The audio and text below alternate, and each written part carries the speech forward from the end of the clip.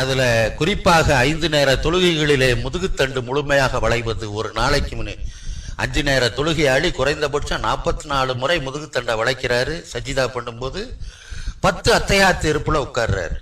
இந்த அத்தையாத்து இருப்புல உட்கார்றதும் முதுகுத்தண்டு வளைகிறதும் உடம்புல 8 விதமான ஹார்மோன்கள், நாளமில்லா சுரப்பிகள் சுரக்கக்கூடிய 8 விதமான சுரநீர்கள் உடம்புல இருக்கு, ஆண்களுக்கும் பெண்களுக்கும். இது நிறைவாக சுரந்தாத்தான் ஆண்களும் பெண்களும் ஆரோக்கியமாக இருக்க முடியும். அப்ப இந்த தொழுகையில இது பூரா நிறைவு செய்யப்படுது.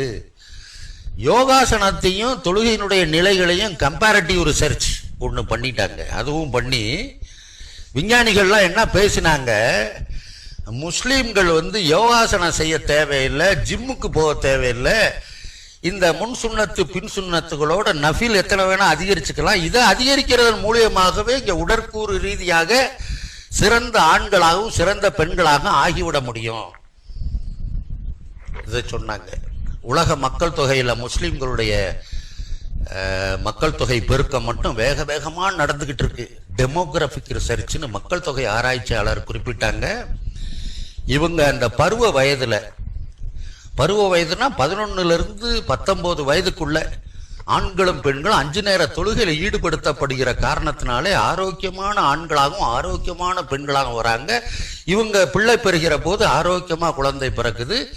அப்ப இவங்களுடைய ஜனத்தொகை அதிகமா பெருகி கொண்டே போகிறது, ஆரோக்கியமாக பெருகி கொண்டிருக்கிறது என்றெல்லாம் உலக விஞ்ஞானிகள் தொழுகையின் மூலமாக இந்த உலகத்தில் கிடைத்த பலன்களை பற்றி பேசினார்கள்.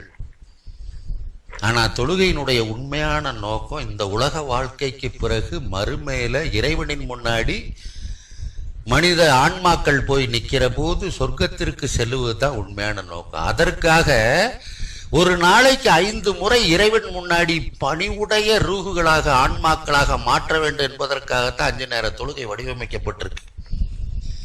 பயபக்தியோடு இறைவனை வணங்க வேண்டும் என்பதற்காகத்தான் தொழுகை. நோன்பு அது மாதிரிதான். இந்த ஆன்மா தூய்மை அடைய வேண்டும், ஆன்மா பணிவுற வேண்டும், இறைவன் முன்னாடி போய் நிற்கிற போது சோனம் செல்வதற்கு தகுதி பெற வேண்டும் என்பதற்காகத்தான் தொழுகையும் நோன்பும் வடிவமைக்கப்பட்டிருக்கு.